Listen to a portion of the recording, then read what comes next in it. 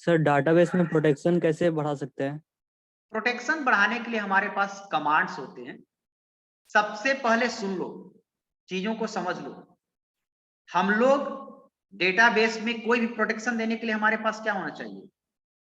User name और password. User name और password दे देंगे। दूसरा चीज ये है कि डेटाबेस में सिक्योरिटी कंसर्न से ज्यादा क्या होता है, मैं आपको बता दूं कि डेटाबेस को हम लोग यूज कैसे करते हैं, एज ए बैकएंड यूज करते हैं। क्या करते हैं? एज ए बैकएंड यूज करते हैं, है ना।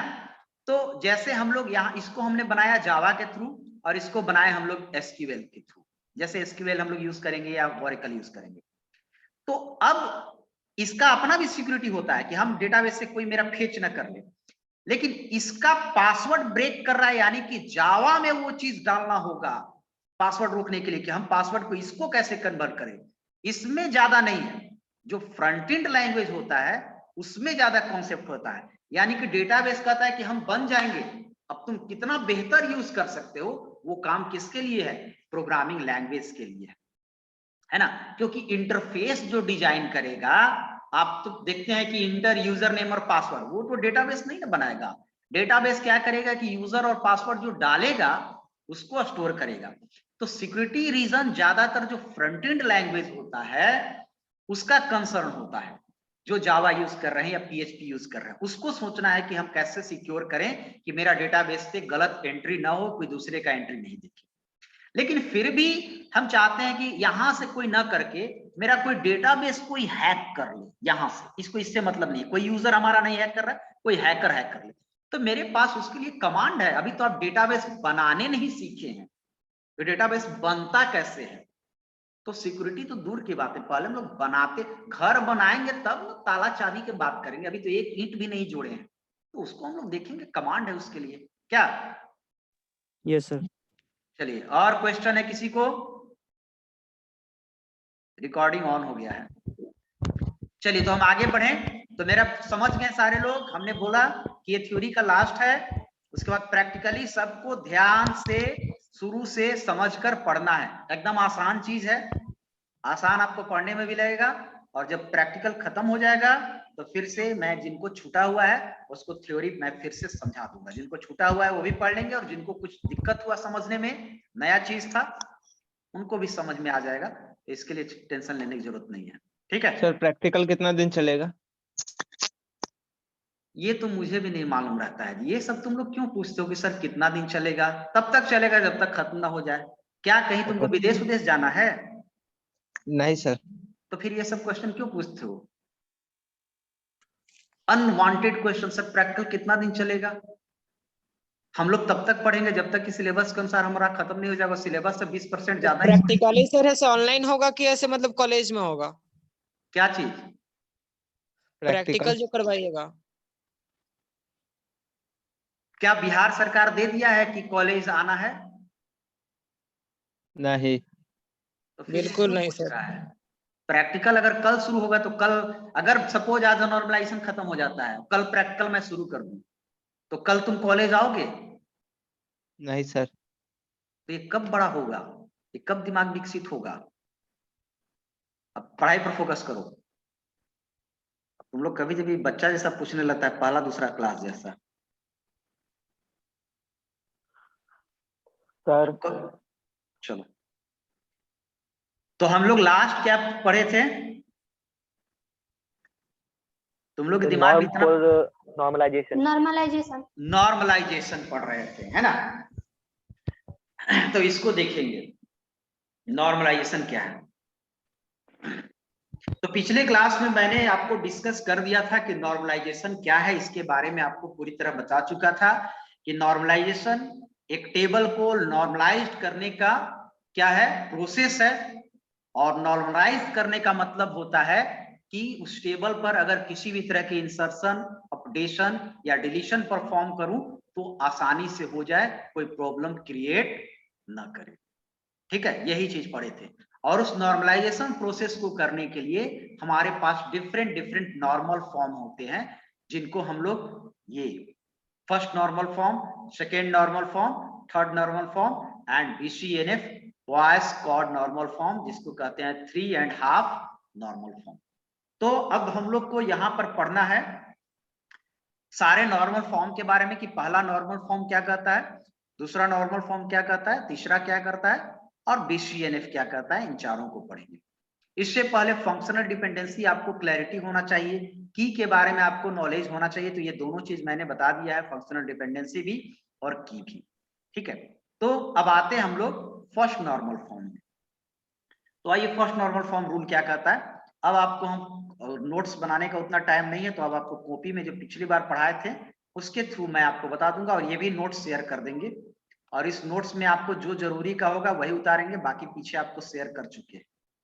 तो आप देखेंगे इसमें आता है आपको ये देखिए, चलिए 1 NF ये है फर्स्ट NF। इसमें दोनों सिचुएशन है कि कब फर्स्ट NF नहीं है और कब फर्स्ट NF है। हर एक का रूल है, उस रूल के अकॉर्डिंग देखेंगे। पहले क्या होता है कि सबसे पहले आप क्या बनाते हो, ईआर डायग्राम, और फिर ईआर डायग्राम को आप कन्वर्ट करते हो किस में, टेबल में।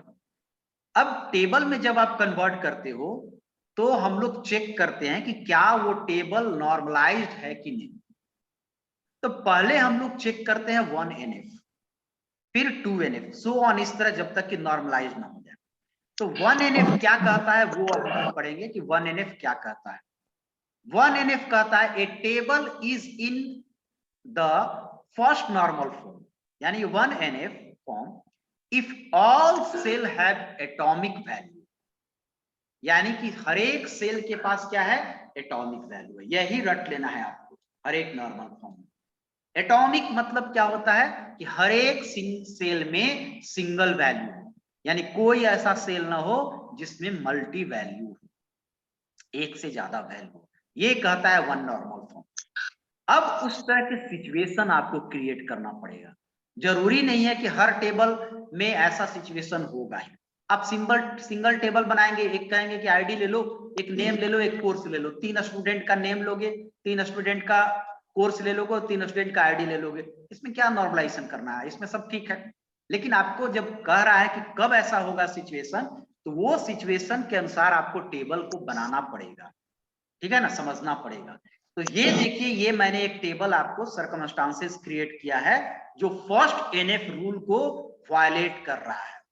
जैसे इसमें है आपको student ID, SID, student name, subject, mobile number, spelling अगर गलत होगा तो कोई स्टूडेंट का ये गलत है तो इसको आप सुधार लेंगे, और डेप्थ नंबर, डेप्थ, डिपार्टमेंट, किस डिपार्टमेंट नेम नंबर में है, किस डिपार्टमेंट आईडी में है।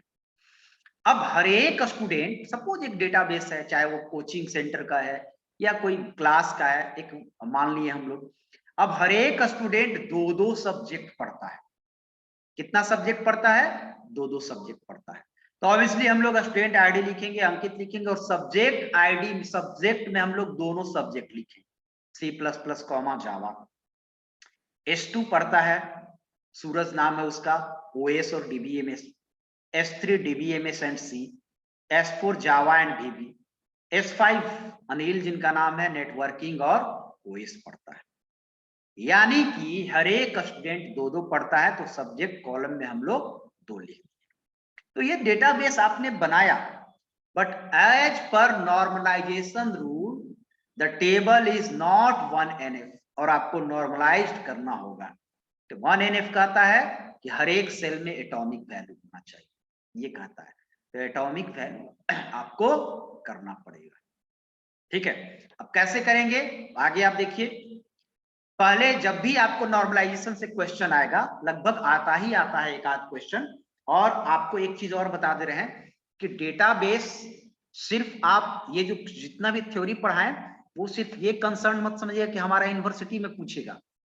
डेटाबेस, C, ये सब जितना भी बेसिक चीजें हैं वो कॉम्पिटिटिव एग्जाम में भी काफी पूछता है।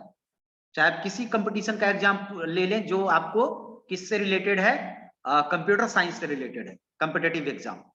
और आपको नेट का एग्जाम हो गया, आप हो सकता है आगे नेट करेंगे, हो सकता है आप M.Tech करेंगे, तो वो सब में डेटाबेस जरूर रहता है। तो ये सब डेटाबेस आगे, ये सब नॉर्मलाइजेशन, ये सब इंपॉर्टेंट चैप्टर होता है जो आपको एग्जाम से रिलेटेड होगा।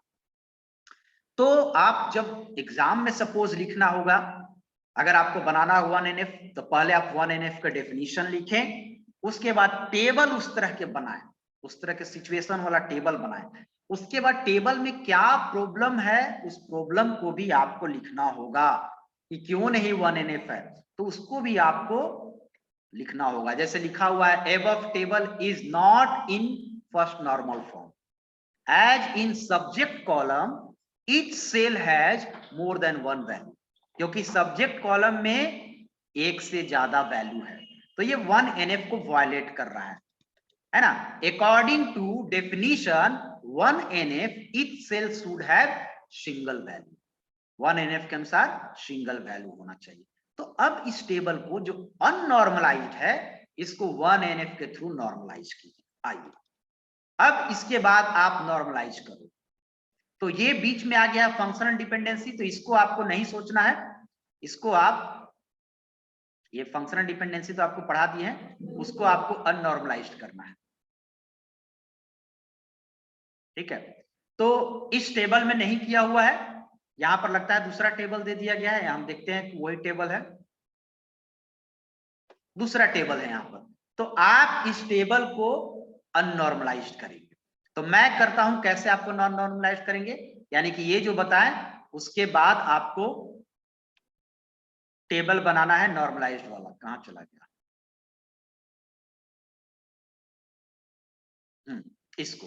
अब इसको आप चेंज करो, तो चेंज करने के लिए मैं बता दे रहा हूं किस तरह आपको करना पड़ेगा। मैं एक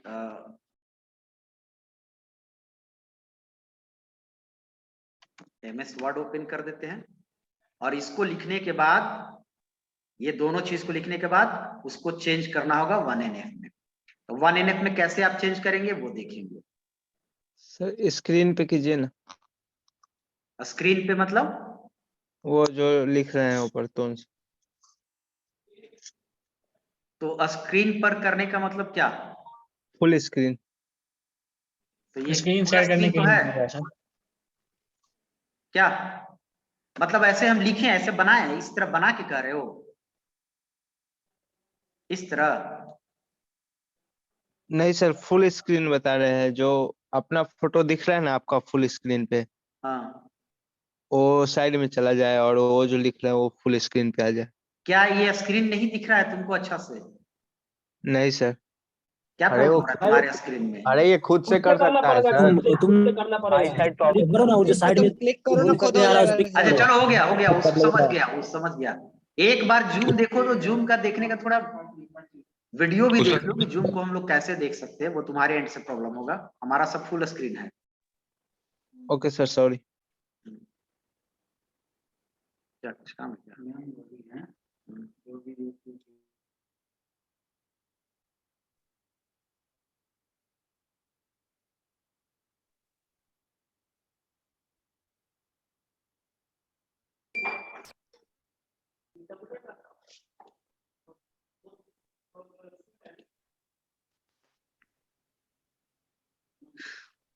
चलिए, तो ये हो गया।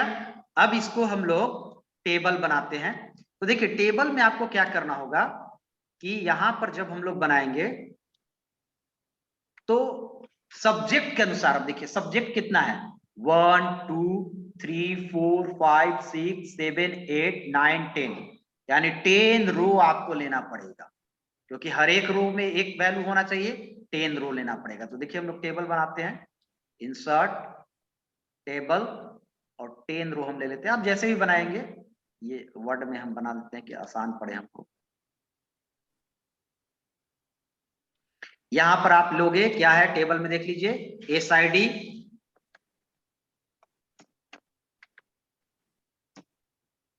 यहां पर हम लोग लेंगे SNAME, उसके बाद सब्जेक्ट, उसके बाद है आपका मोबाइल,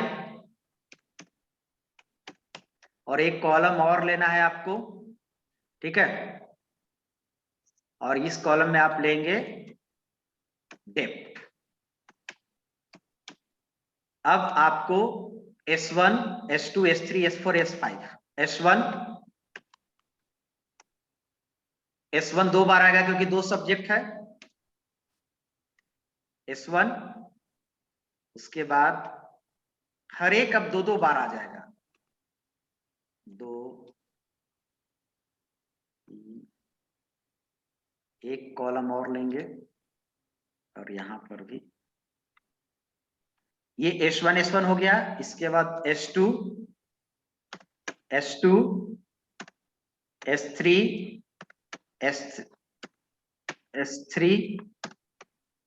S3 दो बार हो गया, S4 एंड S4। ठीक है, और एक और है तो आप ले ही लो, दो और है तो दो हम लोग ले ही लेते हैं। ठीक है, छोटा और टेबल इसको कर देते हैं, टेबल को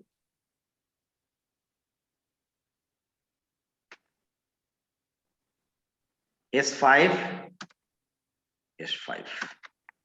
ठीक है, नेम जो भी होगा आप नेम लेंगे, जैसे अंकित है तो अंकित S1 है तो जहां जहां S1 होगा अंकित अंकित दो बार आएगा। सूरज दीपक, यहां पर अंकित अंकित, उसके बाद सूरज सूरज दीपक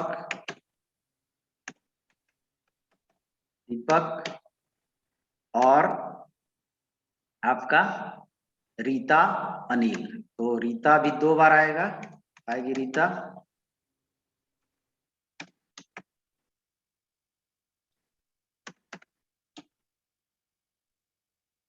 अनिल अनिल। ठीक है, अब सब्जेक्ट आ गया आपको C++ जावा है तो इसमें आ जाएगा C++, और अब एक साथ नहीं आएगा, इसमें आ जाएगा जावा और फिर आ जाएगा OS DBMS। तो ये OS भी पढ़ता है और DBMS। ठीक है, म्यूट कर लो अनवांटेड तरीके से, अननेसेसरी ऑन मत करो। DBMS C, तो इसका DBMS है, S3 का और C भी है। ठीक है, नेक्स्ट हम लोग चलेंगे जावा VB, इसका जावा भी है और इसका VB भी है। ठीक है, S5 हम लोग चलेंगे तो इसका है नेटवर्किंग और OS, इसका नेटवर्किंग है और OS है। उसके बाद मोबाइल नंबर आप डाल दीजिएगा कुछ भी अपने मन से, इसका मोबाइल नंबर है तो दो दो बार मोबाइल नंबर भी आएगा क्योंकि यही पर्सन S1 है। और डिपार्टमेंट है तो डिपार्टमेंट ये 10 में है, ये सारे 10 में है, सारे 10 में है तो डिपार्टमेंट तो चेंज करना ही नहीं पड़ेगा। आप चाहें तो अलग कर सकते थे लेकिन टेबल में बना हुआ है तो हम लोग 10 ही छोड़ देंगे। ठीक है, तो ये हो गया आपको 1NF।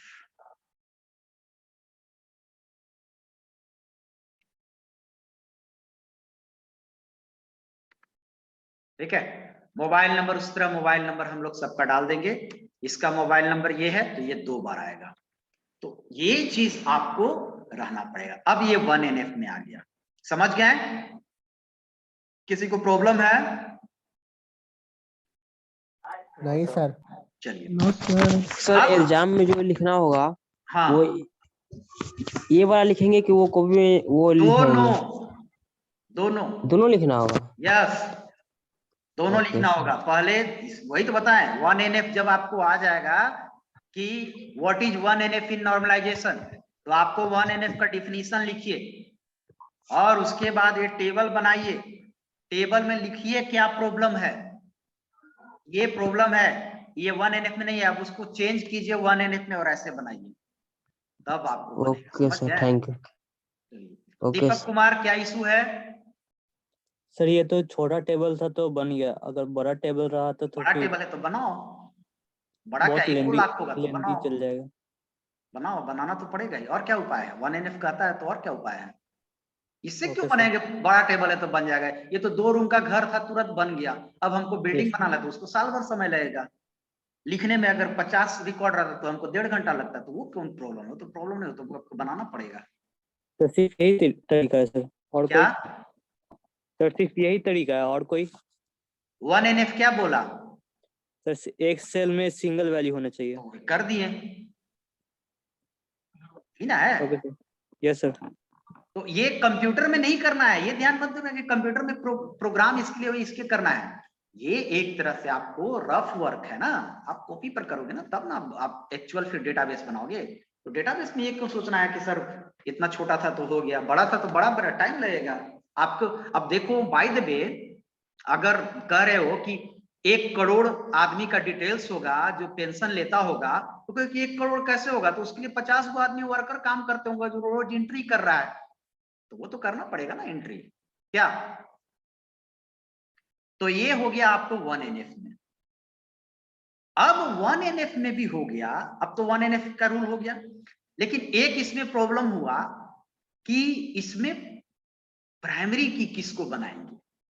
हम लोग यहां पर आए थे और हम लोग चाहते हैं कि एक प्राइमरी की जब हो जिससे आपको काम करने में आसानी हो। तो 1NF तो अपना काम करके निकल गया 1NF। अब इसको सॉल्व करना होगा 2NF में। 2NF कहता है कि आपको एटलीस्ट एक ऐसा कॉलम होना चाहिए जो की होना चाहिए, जिस पर सारा वैल्यू डिपेंडेंट हो। ठीक है, तो 2NF के अनुसार ये रूल वायलेट है। क्या है ये? वायलेट है, क्योंकि S1 2 बार आ गया है। अब S1 2 बार आ गया तो इसके कारण आ गया है। ठीक है, अब आप 2NF में नहीं है, 1NF में है। 1NF अपना काम करके निकल गया, तो अब 2NF में सोचेंगे। किसी का हैंड रेज है, क्या प्रॉब्लम है, बोलो विनीत। सर बोल रहे थे जो स्टूडेंट नेम के नीचे जो रेड कलर का लाइन है वो सर क्यों आ जाता है? ये तो MS वर्ड की बात है, MS वर्ड पढ़ा है, क्यों आ जाता है कोई बताओ। सर एरर मिस्टेक है इसी कारण। स्पेलिंग गलत रहता है। कंप्यूटर के हाँ, बस डिक्शनरी में spelling सर गलत ऐसा ही होता है। तो MS वर्ड में है। ठीक ठीक है, चलो हो गया, MS वर्ड में है ये। ठीक है, MS वर्ड तुम लोग पढ़ता है ना जी, Yes. Office package. चलिए, तो वो इसमें वो अलग क्वेश्चन है। अब हम लोग सोचेंगे कि ये आपको 1NF में है बट 2NF को वायलेट कर रहा है। 2NF कहता है कि एटलीस्ट एक आपको प्राइमरी की होना चाहिए जिसपे सारा वैल्यू डिपेंडेंट हो। ये तो अगर मैं इसको प्राइमरी की बनाऊं तो हम लोग बोले कि नॉर्मलाइजेशन हम लोग क्यों करते हैं। नॉर्मलाइजेशन का मेन प्रोसेस क्या है? नॉर्मलाइजेशन का मेन प्रोसेस है कि भाई हमारा रिकॉर्ड एंट्री आसानी से हो, रिकॉर्ड मेरा एक्सेस आसानी से हो, रिकॉर्ड मेरा डिलीशन आसानी से हो। तो क्या ये काम इसमें नहीं हो रहा है? हम कर सकते हैं। अगर हम कहें जैसे सपोज मुझे करना है mobile number, by the way हम मोबाइल नंबर भी यहां डाल देते हैं। अभी रुक जाओ, जो भी हैंड रेज कर रहा है उस चीज को अभी रुक जाना। मोबाइल नंबर हम कुछ भी डाल दें, सॉरी दोनों एक ही मोबाइल नंबर होगा ना, दोनों एक ही पर्सन है ना, दोनों का एक ही मोबाइल है, दोनों का क्या, दोनों एक ही आदमी है। अब इस पे हम डाल देते हैं यही आदमी, ये भी है, 2 बार है। उसके बाद ये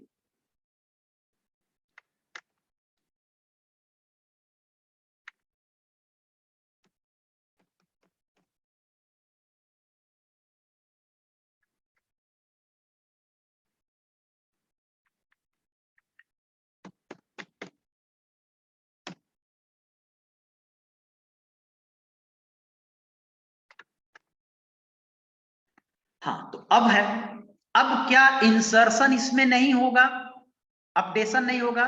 क्वेरी देखिए, हम लोग सारा काम करने के लिए प्रैक्टिकल में क्वेरी चलाते हैं। अब हमको कहेंगे कि जिनका S1 है आईडी, उनका मोबाइल नंबर चेंज कर दीजिए। उनका मोबाइल नंबर तो 2 जगह है, तो दोनों जगह चेंज होगा। हम लोग लिखेंगे जहां जहां S1 है तो यहां भी S1 मिला तो इसका भी मोबाइल नंबर चेंज हो जाएगा, यहां भी S1। जैसे क्वेश्चन आया कि जिनका मोबाइल नंबर S1 है उनका मोबाइल नंबर चेंज करके ये कर दीजिए,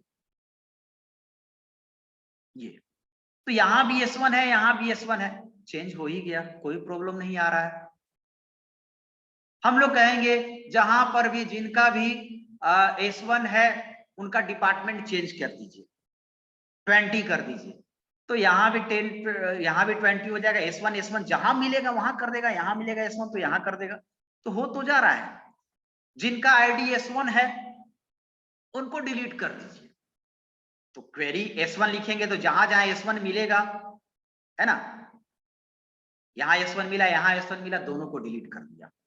तो डिलीट हो ही जा रहा है, अपडेट हो ही जा रहा है, तो प्रॉब्लम क्या है? कोई बताओ क्या प्रॉब्लम है कि इसको हम लोग 2NF में चेंज करें? डेटा डुप्लीकेसी हो रहा है सर। डुप्लीकेसी हो रहा है सर। डुप्लीकेसी हो रहा है, ये कर तो डुप्लीकेसी से दिक्कत क्या हो रहा है हमको समझाओ ना। दिक्कत क्या हो रहा है? इंसर्ट हो ही जा रहा है, हम S5 इंसर्ट करना चाहे इंसर्ट हो ही जा रहा सर है। पता नहीं चल रहा कौन S1 किस S1 को बोला जा रहा है, फर्स्ट S1 को बोला जा रहा है या उसको? नहीं बाबा, दोनों एक ही S1 है, पहले तो कंफर्म हो तुम। Yes sir. मैं कह रहा हूं पहले क्वेरी सोचो, पहले सुन लो, क्वेरी सोचो। मैं क्या कह रहा हूं कि अगर सपोज एक क्वेश्चन आया, ले लियो आधार कार्ड अपना फोटो। अरे यार कौन फिर अरे क्लास भाई, से बाहर म्यूट करो निकाल ना। देंगे अगर अनवांटेड तरीके से ऑन किया, म्यूट नहीं अच्छा किया। खाली आधार कार्ड ले लो ना। माधव कौन बोल रहा है? माधव और ये शशिकांत। सर हम नहीं बोल रहे हैं सर। Sorry sir. हाँ, तो अभी जैसे तुम्हारे पास क्वेश्चन आया, पहले क्वेश्चन ध्यान से सुनो। क्वेश्चन आया कि जिनका ID S1 है उनका मोबाइल नंबर चेंज करके ये कर दो। हमारा सक्सेसफुली होना चाहिए, चाहे वो 50 जगह S1 है, 50 जगह S1 है, 50 जगह हो रहा है तो आसानी हो रहा है, कोई दिक्कत तो नहीं हो रहा है। अब क्वेरी कैसे चलता है कि जहां जहां S1 मिला, ऐसे नहीं करता है कि सब S1 खोजेगा। यहाँ S1 मिला तो यहां पर डाल दिया मोबाइल नंबर, ये यहाँ S1 मिला यहां पर डाल दिया, तो डुप्लीकेसी होते हुए भी दोनों जगह चेंज हो जा रहा है। हाँ, दिक्कत कब होता कि एक जगह S1 था वहां पर चेंज हो गया और एक जगह नहीं हुआ, और गलती से हम दूसरा जगह देखने गए तो ये वाला मिल गया और चेंज होके इसमें चेंज हुआ, इसमें नहीं हुआ। तो ऐसा तो हो नहीं रहा है। कह रहे हैं कि S1 जिनका है उनका चेंज कर दो, तो चेंज हो गया S1। लेकिन सर सब्जेक्ट में तो प्रॉब्लम हो जाएगा ना, दोनों चेंज हो जाएगा। सब्जेक्ट में हम कहाँ कह रहे हैं चेंज करने के लिए? सर डुप्लीकेसी तो हो जाएगा, लेकिन प्राइमरी की कहाँ लगाएंगे वो फिर दिक्कत हो जाएगा। डुप्लीकेसी हो रहा है, बट डुप्लीकेसी से प्रॉब्लम क्या हो रहा है वो मैं पूछ रहा हूँ। Sir may be time consuming हो। प्रॉब्लम होगा सर, तभी maybe- तो सोचेंगे प्राइमरी की सर नहीं लगा पाएंगे फिर अगर डुप्लीकेसी ठीक होगा। है, प्राइमरी की हम नहीं लगाएं। मेरा दिक्कत क्या हो रहा है, मेरा इतना ही छोटा टेबल है, हम नहीं लगाएं। सर टाइम कंज्यूमिंग होगा मे बी। कहाँ टाइम कंज्यूमिंग, कितना टाइम कंज्यूमिंग होगा, कितना ज्यादा हो रहा है, इसको बनाने में कितना लगेगा? सर अगर हजारों डेटा हाँ, हजारों एक चीज हाँ तो डाटा हजारों रहेगा डिपेंडेंसी नहीं हो तो रहा। प्रॉब्लम होगा, लेकिन अल्टीमेटली मेरा इंसर्शन तो हो जा रहा है, अपडेशन भी हो ही जा रहा है। इंसर्ट कर इधर, अपडेशन हो रहा है। एक चीज एक स्टूडेंट सही बोला कि क्या दिक्कत होगा। अब जैसे ये कहेगा कि जो जो C++ पढ़ाते हैं, है ना, ये C++ पढ़ाता है, जो बंदा C++ पढ़ाता है उसका मोबाइल नंबर चेंज करो। तो C++ यहां मिला, इसका मोबाइल नंबर चेंज कर देगा। तो क्या गड़बड़ क्या है कि यही बंदा ये भी है ना, तो मोबाइल नंबर तो चेंज यहां पर हो गया, है ना, इसका तो चेंज नहीं हुआ। अब यही बंदा ये है, C++ भी वही पढ़ाता, वही आदमी। जाओ, अगर हम कह देंगे कि तुम कहेगा कि जो DBMS वाला सर है वो छुट्टी पर गए हैं, ठीक है, हम छुट्टी पर चले गए हैं, लेकिन अगले क्लास में अगर हम पाइथन पढ़ाते हैं तो पाइथन वाला सर आए हैं, ऐसा नहीं ना होगा, है ना। पाइथन वाले भी सर, क्योंकि पाइथन भी उस ये में चलाते हैं। तो मेरा ID से होना चाहिए, किससे होना चाहिए? ID से होना चाहिए। और जब इस पर क्वेरी करेगा तो आपको दिक्कत होगा। C++ वाला बच्चा छोड़ चुका है, अब ये बच्चा छोड़ चुका है। C++ जो बच्चा पढ़ता था वो बच्चा छोड़ चुका है, तो C++ वाला एक डिलीट करेगा, क्योंकि वहां तो क्वेरी चलता है, वहां तो मैनुअली नहीं खोज खोज के MS वर्ड जैसा नहीं ना करना है कि सेलेक्ट करेंगे और ये सेलेक्ट करेंगे और डिलीट करेंगे। वहां तो क्वेरी लिखेगा, सिंपल क्वेरी लिखेगा कि डिलीट दोज रिकॉर्ड खुद सब्जेक्ट इज C++, ऐसे आपको लिखना पड़ेगा। तो C++ वाला डिलीट हो गया, वो छोड़ चुका है, लेकिन ये फिर वो बंदा कैसे हो गया है? तो यहां पर डुप्लीकेसी के चलते प्रॉब्लम हो रहा है। जब हम लोग इससे कर रहे हैं, ठीक है, तब डुप्लीकेसी हो रहा है, तब प्रॉब्लम हो रहा है। समझ गए? Yes sir. तो ये करेंगे हम लोग, और इसके लिए फिर हम लोग चेंज करेंगे इसको 2NF में। तो ये 1NF है, 1NF में आपको बस इतना ही करना है। अब आते हैं हम लोग 2NF में, क्या कहता है 2NF को सोचेंगे, ठीक है। तो 2NF के पहले डिफिनीशन देखेंगे। तो ये टेबल आपको उतारना है, आपको जैसे बोले हैं वैसे ही आप उतार लेंगे। अब आप समझ भी गए करने क्या, ये टेबल अगर हम नहीं भी भेजेंगे तो आपको इस टेबल को सहायता से इसके नीचे जस्ट आपको बना लेना है, नोट्स बना लेना है, इसको हम शेयर कर देंगे। और ये पेज नंबर देख लीजिए, पेज Okay, नंबर sir. आपका कितना है, 33 है। तो आप वहीं पर जाइएगा और इसके नीचे फिर फंक्शनल डिपेंडेंसी आपका हो गया है, तो उस पर ध्यान मत दीजिएगा। अब सीधे आ जाइएगा आप 2NF में। 2NF ये देखिए सेकेंड नॉर्मल फॉर्म, ठीक है। अब सेकेंड नॉर्मल फॉर्म में आप आइए। A table is in the second normal form, ठीक है। एक लाइन इसमें और हम जोड़ना चाहेंगे। जब भी आप सेकेंड नॉर्मल फॉर्म के बारे में लिखोगे, पहला लाइन जरूर ये लिख देना, ए टेबल शुड बी 1NF। आप सेकेंड नॉर्मल फॉर्म में तभी चलाओगे जब वो पहले से 1NF में होना चाहिए। यानी कि जब भी आप सेकेंड नॉर्मल फॉर्म चलाओगे तो ऐसे टेबल होना चाहिए, यानी कि 1NF में। ऐसा नहीं कि इसके पहले वाला जो टेबल था, जो दोनों C++ से जावा एक ही में था, उसके तुरंत बाद 2NF चलाएंगे, ऐसा नहीं। टेबल पहले से 1NF में होना चाहिए। तो ये लाइन आपको एक लाइन यहाँ पर जोड़ना होगा, और उसके बाद फिर लिखना होगा a table is in the second normal form when it contains no repeating groups, ठीक है। That is no duplicacy is formed, duplicacy नहीं होना चाहिए। It is purely full functional dependency. Full functional dependency कहने का मतलब क्या होता है कि उसमें जितना भी नॉन की एट्रीब्यूट होता है वो सारे की पर डिपेंड होता है।